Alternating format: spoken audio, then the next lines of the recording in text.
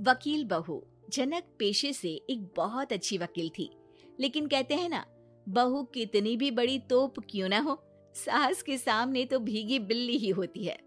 अरे जनक, क्या बात है, आज रोटी नहीं मिली अभी तक। ये तेरा कोर्ट नहीं है जो आज फैसला ना हुआ तो कल की तारीख मिल जाए। रोटी तो रोज वक्त में चाहिए। हाँ माँ जी, रोटी तो कब की बन गई। मैंने आपको कहा तो खाना खाने के लिए, आपने शायद सुना नहीं होगा। ओहो, जज नहीं हूं मैं तेरे कोर्ट की, सास हूं सास। कोई दलील फालतू की मत देना यहाँ। बहुत जानती हूं मैं इन वकीलों को, अपनी बात ऊपर रखने के लिए झूठ बोलने में जरा भी नहीं सोचते। तभी वहां जनक के ससुर आ जाते हैं। अरे भाग्यवान, क्यों बेचारी के काम को कोसती रहती है हमेशा। मैं भी तो था वहां जब ये आई थी तुझे रोटी खाने को बुलाने के लिए। सास को तो अब गुस्सा आ जाता है कि कैसे किसी ने बहू की साइड ले ली। अरे वाह जी वाह, वो तो मैं जानती थी कि कोई ना कोई गवाह तो ये पेश कर ही देगी। पर मैं तो अब सीधा खाना खाकर सोने जाऊंगी। मुझे आदत नहीं है किसी से बहसा बहसी करने की। पता नहीं कैसे ये वकील इतना दिमाग लगाकर खुद तो झूठ बोलते ही हैं, साथ में झूठे गवाह भी ले आते हैं। जनक को सास के ताने सुनने की अब आदत सी पड़ जाती। एक दिन जनक वकील की ड्रेस पर काला कोट पहनकर कोर्ट के लिए निकल ही रही होती है कि अरे कहाँ चली काला कौवा बनकर। टोक दिया ना, अब कोर्ट तो वकील वाले ड्रेस पहनकर ही जाऊंगी ना। वाह भाई वाह, दामिनी तो मैंने भी देखी है। सन्नी पाजी ने ऐसा ही कोट पहना था और कहा था कि तारीख पर तारीख, तारीख पर तारीख। मतलब कि कोई बात करनी है तो बोलिए, वरना वक्त नहीं है मेरे पास खराब करने के लिए। अरे पता नहीं तुझ में क्या देखा मेरे बेटे ने, सारा दिन वकीलों वाली बहस करती है भोली भाली सास के साथ। अच्छा सुन, जो इतनी बहस मेरे आगे करती है ना, जरा अपने बॉस से कर ले, जो 1 साल भी ना हुए तेरी शादी को और काले कपड़े पहना दिए। अंदर जा और लाल कोट पहन कर आ, पता तो चले कि नई नवेली शादी हुई है। अरे माँ जी, कोर्ट में मेरा बॉस क्या करेगा, ये तो पूरे देश की ड्रेस है वकीलों के लिए। लेकिन सास तो ठहरी सास। अच्छा, तो कोई जरूरत नहीं है 2-4 साल कोर्ट जाने की। शादी थोड़ी पुरानी हो जाए तब इजाजत दे दूंगी मैं तुझे काले कपड़े पहनने की।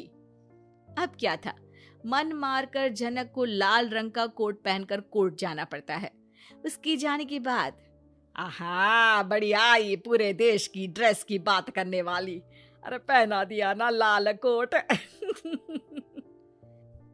अब सास आए दिन या तो जनक को उसके काम का ताना देती या फिर उसका काम छुड़वा देने की धमकी। तंग आकर एक दिन जनक पति से कहती है, मैं सोच रही हूँ कि कोर्ट जाना बंद ही कर दूं। अरे क्यों यार, इतना अच्छा करियर है, क्यों छोड़ने की सोच रही हो? अरे लाल रंग का कोट पहनकर जाना पड़ता है। हर बात पर सास ताना देती है कि वकील तेज होते हैं, सवाल जवाब करते हैं, झूठी दलीलें देते हैं। अरे तो ठीक है ना, वो जो कहती है अपनी समझ से कहती है, लेकिन तुमको तो पता है ना कि सच्चाई क्या है।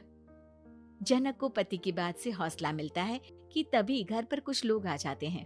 अरे आइए पंच साहब, कैसे आना हुआ? अरे भाई साहब, सुना है कि आपकी बहू वकील है। तभी वहाँ सास आ जाती है। हाँ है तो, लेकिन क्या हुआ, फिर कहीं बहस कराई क्या? अरे हम तो खुद दुखी है उसके व्यवहार से। अरे भाभी जी, आपको तो पूरा मोहल्ला जानता है कि आप कितना बोलती है। फिर हम यहाँ बहू रानी की कोई शिकायत नहीं, बल्कि अपनी परेशानी लेकर आए हैं। ससुर जी खुश हो जाते हैं। हाँ हाँ, मैं भी बहू को बुलाता हूँ। जनक वहाँ आती है, सबको नमस्ते करके बैठ जाती है। बहू रानी, हमारे गांव में बड़ी मुसीबत आ गई है। अब तो पूरे गांव की जिम्मेदारी मानो तुम्हारे कंधों पर है। अरे ना ना, इससे तो घर की जिम्मेदारी पूरी नहीं होती, ये गांव की जिम्मेदारी क्या लेगी? भाभी जी आप चुप हो जाओ, यहाँ पढ़े लिखे लोगों की बात हो रही है। आप जाओ, जरा रसोई से सबके लिए चाय लेकर आओ। मैं कॉफी लूंगी। हाँ हाँ, वकील साहिबा के लिए कॉफी। सास सर पैर सब पटक कर वहां से निकल जाती है।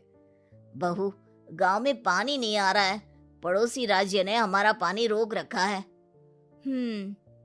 इसका मामला तो बड़े कोर्ट में चलेगा पंच जी, लेकिन ऐसा क्यों? वो राज्य हम लोगों से पानी के पैसे मांग रहा है। अब आधे गांव में पानी की सप्लाई खत्म हो गई है बहुरानी। अच्छा पंच साहब, बात गांव की है तो मैं जरूर केस लड़ूंगी। यहाँ एक बार फिर सास की एंट्री हो जाती है। अरे वाह जी वाह, ये काम करवा लो, आप हमारी बहू से बहुत अच्छा करती है। मैं हूँ सीधी सादी सास। इस लड़की ने कैसे लड़ लड़ कर मुझे साइड कर रखा है, ये तो अब आपको पता चल ही जाएगा। अरे भाभी जी, आपकी आवाज तो पूरे गांव को सुनाई पड़ती है जब आप बहू रानी को सुंदर वचन सुना रही होती हैं। अरे वकील बहू मिली है, फक्र करो फक्र। हाँ जी हाँ, सारी फकर तो हम लोग ही करें। खैर, अब जो केस लड़ेगी और पानी गांव में आ जाता है तो पंच साहब लिख कर देना होगा कि हैंड पाइप में सबसे पहले मेरी बाल्टी और घड़ा भरेगा। अरे फिर तो हम बहू रानी के नाम पर घर पर ही सप्लाई दे देंगे, लेकिन ये इतना आसान नहीं है। बहू, गांव के पास अभी वकील करने की भी पैसे नहीं है तो। अरे पंच साहब, ये मेरे गांव का मामला है, मैं आपसे एक भी पैसा नहीं लूंगी। सास को बहू की बात पर गुस्सा आ जाता है, लेकिन सबके जाने के बाद झनक मन लगाकर गांव की परेशानियों को दूर करने में लग जाती है। और वो दिन भी आता है कि झनक केस जीत जाती है। अरे आज तो प्लम्बर आकर घर तक पाइप लगा गया है। खुश हो जाओ, मेरे कारण तुम लोगों को घर के अंदर ही पानी मिल जाएगा।